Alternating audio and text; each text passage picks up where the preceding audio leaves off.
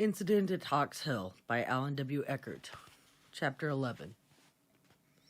Even though the MacDonald family had reluctantly attended the memorial services held for Ben in North Corners 10 days after the boy's disappearance, neither Esther nor William truly believed their youngest son to be dead. Now, 2 months after he had vanished, they still refused to accept this conclusion. Esther had become pale, gaunt, tight-lipped from the emotional strain of these days and weeks, during which she had eaten little and slept restlessly at best. William MacDonald, if anything, looked even worse than she. For the first week after Benjamin's disappearance, he had been in the saddle upwards of 20 hours a day. For 3 days and nights he was gone from home entirely, as he followed the Red River slowly down the west bank, all the way to its outlet in Lake Winnipeg, swam his horse across there, and came back up to the other side. He found no trace of Ben. John looked bad too, but unlike his parents, he had come to the conclusion that his little brother was dead, a conclusion that he had thus far kept to himself. Though he continued to search as diligently as his father, what John looked for was not a living little brother, but rather some sort of specific evidence that Ben was dead. He shuddered as he thought of his parents going through the rest of their lives with the forlorn hope deep within them that somewhere, somehow, Ben still lived. Until the disappearance, John MacDonald had been just a normal boy of 16, but these past 2 months had wrought changes for him also, helping to instill in him a maturity far beyond his years. He had become a serious young man instead of merely a carefree boy.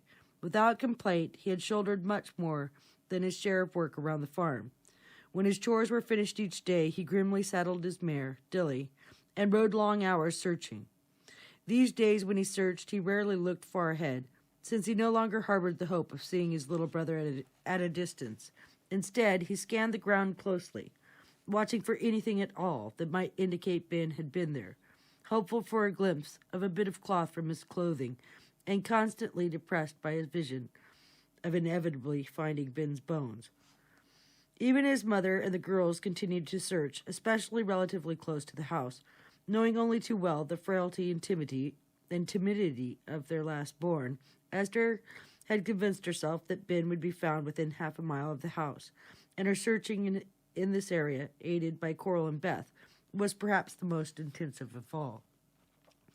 To keep from going over the same ground twice, once all of the buildings had been checked beyond any possibility of Ben being in them, she carried a sack of flour with her, and every 30 feet or so she would strew a handful of it across the tops of the grasses to mark where the search had been and where next it needed to go. With Coral just over an arm's length to her left and Beth the same distance to the left of Coral, they walked in a counterclockwise spiral around the farm, gradually expanding the ring of their passage on the slopes of Hawks Hill, and remaining outside the flower trail Esther was leaving. When Coral would grow too weary to search more, Esther would send her and Beth back to the house to rest, and she would continue the circling search herself. But the results were always the same. Nothing. It was as if what George Burton had said was true, that Ben must have gone either straight up or straight down, because there was no evidence of him on ground level. At least that was how it seemed at this beginning of the last week in August. The greatest single difficulty everyone experienced in the search was the inability to judge with any real degree of certainty the direction Ben had taken when he left. Had that one fact been ascertained, heavy efforts could have been concentrated in that direction, but with no clue whatever in that respect, they could only try to guess which direction the boy had taken, and the immensity of the area this might include was appalling. Unfortunately, their best reckonings thus far in this respect had been in error. First choice of everyone was toward the river, and even though the area between house and river, as well as the river banks themselves, had been assiduously scoured without success, this direction still ranked high in all their minds as the probable one Ben had taken. Second in likelihood to their way of thinking was towards the meandering little stream known as Wolf Creek, which left the forest lands 10 miles to the north and wove its way southeastward through the Prairie Hill country, and passed 2 miles to the north of Hawks Hill before emptying into the Red River. The area most heavily dotted with potholes was to the northwest of the farm. This was their third choice. For more than a week, both William and John had come home each evening utterly exhausted, their skin wrinkled and their clothing wet and muddy from one after another plunging through the reed-cloaked potholes to search each one thoroughly. Now, in this 8th week of search, John had moved off to the southwest of the farm. His eyes burned from staring at the ground and at the grasses swishing beneath his mare. After a while, it all grew to look the same, as if he were riding in an endless circle and seeing the same ground over and over.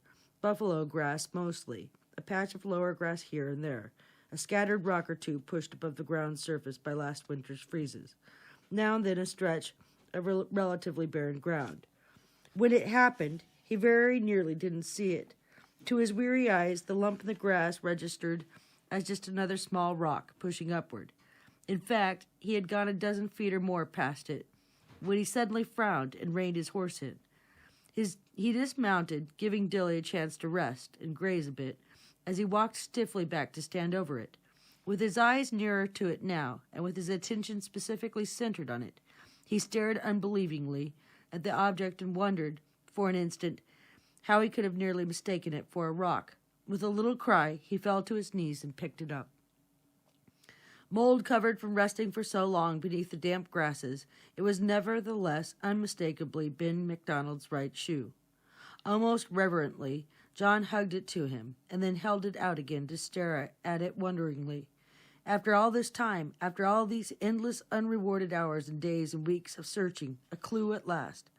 His first thought was to mark the place, and he peered around anxiously for anything that might be used. There was nothing but grass and rolling hills. He shucked off his light jacket and dropped it in a pile on the precise spot where the shoe had been. Then he went back to Dilly, and from the saddle scabbard he withdrew the rifle of which he was so proud, a .22 caliber Wesson breech loader made by the Folsom Company of Chicago, which had been given to him as a birthday present last March. He went back to his jacket with the firearm, and without a second thought, he rammed the barrel deep into the ground, so that the stock was sticking into the air well above the grasses. Over this he hung his jacket, tying the sleeves together so it would not blow off. This marker, he knew, could be seen from a considerable distance. Then he began circling the spot on foot, searching intently. Within 20 minutes he found the left shoe, more hidden than the first had been, and about 40 or 50 feet to the west of where the coat-draped rifle was sticking up. A low bush was growing here, and John tied his big handkerchief to one of the uppermost branches. The youth glanced up at the cloudless sky. It was still about an hour before noon. He wished now that he had fired the gun before ramming it into the ground. Both father and he had agreed to shoot 3 times if anything was found indicating Ben might have been in the area. He shrugged, guessing it really didn't matter that much, considering their plan this morning. Father had headed straight west from the house after breakfast to search in that direction, while John had angled southwest, and they planned to head towards one another beginning about noon. Though as yet John could not see the elder MacDonald, he was sure his father would probably show up within the next couple of hours. In the meanwhile, John determined to keep searching. He returned to the mare and mounted, then sat there for a moment, planning his moves. The rifle marker and handkerchief tied to the bush were in a straight east-west line from one another, giving reasonable indication that Ben had been moving in that line. The problem was, in which direction? There was no way of telling. The slope of the ground here was a gentle rise to the east, and John found it easier to surmise that Ben had been going downhill, and so he turned his horse to the west. He held Dilly to a slow walk, angling back and forth over the supposed line of Ben's path. Occasionally he raised his eyes to look ahead, but the only break nearby in the rippling blanket of buffalo grass was a low outcropping of rocks, still about 100 yards ahead. He considered it. That might be just the sort of thing which would have attracted Ben, and so John continued his zigzagging course in that direction. Abruptly, a wild, clucking, sharp-tailed grouse burst from the grasses just in front of the horse, and rocketed away. Dilly reared and whinnied in sudden fright, but John kept the saddle and managed to get her under control. The sudden noise made by both bird and horse, however, had evidently frightened something else. Even as he fought to maintain his seat and regain control of the mare, John peripherally saw a movement far ahead, and turned his gaze to glimpse a low dark shape speeding through through the grasses. The mare turned a complete circle, and by the time he could see well again in that direction, John just barely spotted the shape disappearing near the rock pile. He shook his head, puzzled. His first thought was that it had been a badger or wolverine, but on further consideration he rejected both ideas, though he wasn't sure in his own mind why, except that somehow the impression just seemed wrong.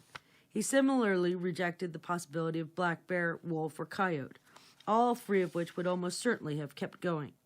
Frowning, he kneed the mare forward, dismounted some 50 feet from the rocks, and let Dilly's reins trail. He suddenly found himself wishing he had his rifle, and his hand went automatically to his right hip. He was somewhat comforted by the feel of the heavy-bladed sheath knife there, but still he wished he had the gun. A 9-foot braided rawhide whip was coiled and tied on the outside of the rifle scabbard, and he debated taking it along, but then moved off without it. He stepped along quietly, watching the ground ahead of him carefully, but even then he was almost upon the big hole before he saw it. There was no sign of life around it, but he was convinced that whatever the thing had been, it was in that burrow. The hole angled inward beside a flat rock with a little bit of rainwater residue still in a small natural basin on top. Noting the direction in which the hole was angling, John carefully moved around until he was about 20 feet behind it. There he crouched to the grasses and waited quietly. He tried to reason out what the thing he glimpsed could have been and why, regardless of what it was, he was taking the time to sit here waiting it out, when he should be searching for further sign of Ben. He didn't know why, but somehow he just couldn't make himself get up and leave. Half an hour passed, and John's patience was running thin. He had been wrong about whatever it was, had he been wrong about whatever it was, having gone into this hole?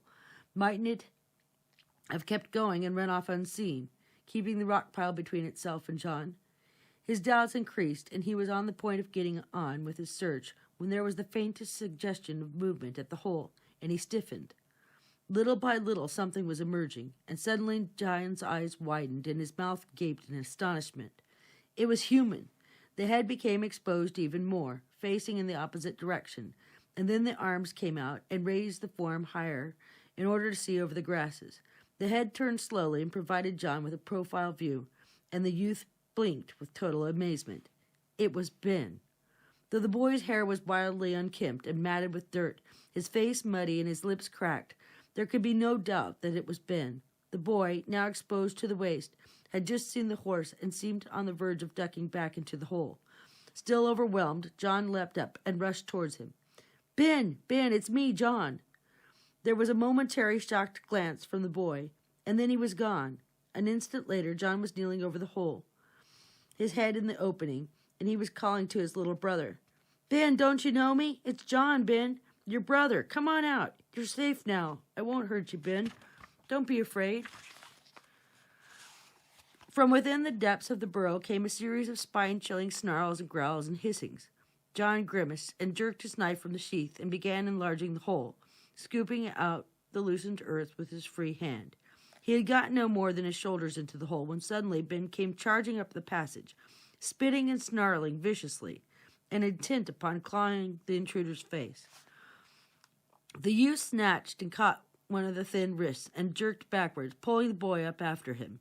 And now, fully exposed, Ben attacked him in earnest, grappling with him, ripping at him with his long toenails and clawing at his face with his fingernails. His teeth sank deeply into the back of the hand, gripping his wrist, but John did not let go. "Ben," he shouted, "for God's sake, Ben, stop it. I'm John. Stop it." The words had no effect, and the boy continued struggling wildly. John managed to pin both arms firmly with one of his and hug Ben's back firmly to his own chest, and in this way he picked the little boy up and headed for the mare, who was staring nervously at them. But John was only 30 feet away from the hole when a new snarling made him spin around, and he blanched. An enormous badger had erupted from the hole and was charging at him with unmistakably murderous ferocity. He turned and ran with his struggling burden and murmured a silent thanks for the steadfastness of Dilly, who, while decidedly frightened, held her ground at his approach, with the fiercely fighting child in his arms, and the even more fiercely snarling badger not far behind him. John reached the horse only a dozen feet ahead of the female badger, and he snatched the whip from the saddle and lashed out at her. It was swung more than cracked, and it was definitely not a damaging blow. But his hasty aim had been good, and it thumped painfully across her muzzle, momentarily tangled her front feet, and partially tumbled her. By the time she had regained her equilibrium and charged anew, John had vaulted into the saddle with Ben, with the trailing whip in the same hand that was gripping the reins, and the other arm firmly pinning Ben to his own chest. John jerked the mare into a gallop. Still growling and furiously shrieking, the badger followed, but she was quickly outdistanced. In addition to the bite on his hand, John's shirt sleeve was torn and his upper arm was bleeding, where the boy's teeth had managed momentarily to grip him as he was mounting the horse. But now all the fire seemed to have gone out of the child, and he slumped in John's grasp, almost a dead weight. With the mare still running flat out, John caught sight of a horseman far in the distance to the northwest coming towards him, and he angled his own steed in that direction. It was William MacDonald, and though from such a distance he could not make out detail, he knew it had to be John, and the fact that the approaching horse was in full gallop could only mean something important had happened. He urged his own mount into a hard run. In his great excitement, John began shouting when they were still 300 yards apart, and he didn't stop until they reined in their horses. "Dad," he cried. "Dad, it's Ben. I found Ben. I've got him, Dad, and he's all right. Ben's all right." The elder MacDonald was practically overcome. Tears flowed unashamedly down his cheeks, and at first all he could say was, "Oh, thank God, thank God, thank God." He drew Dover up beside John's mare and tried to take the boy from his older son. But now Ben did a turnabout and snarled viciously at his father, then twisted around so his face was buried in John's shirt, and his little arms gripped his brother around the waist with surprising strength and determination. Muffled growls still came from him, and John looked helplessly at his father. Even greater reaction was hitting the older man. He bent his head, and his shoulders heaved with the depth of his weeping. John had never seen his father cry, not even at Ben's disappearance, or later on at the memorial service, and the sight of it, even more than the joy of finding Ben, choked him up as well, and the tears coursed freely down his cheeks. After a moment, his head still bowed, William MacDonald put his hands together, and his words, when he spoke, were erratic and muffled, broken with emotion. "Dear Lord, thank you for preserving Ben, and thank you for delivering him to us." His head remained down for a while longer, and then he wiped his nose on the back of his hand and looked up. His smile almost made the older son break down again. He put his hand to John's shoulder and squeezed, and the grip said more than any words could have. "Come on, son," he said. "Let's take Ben home to his mother." And that's the end of chapter 11.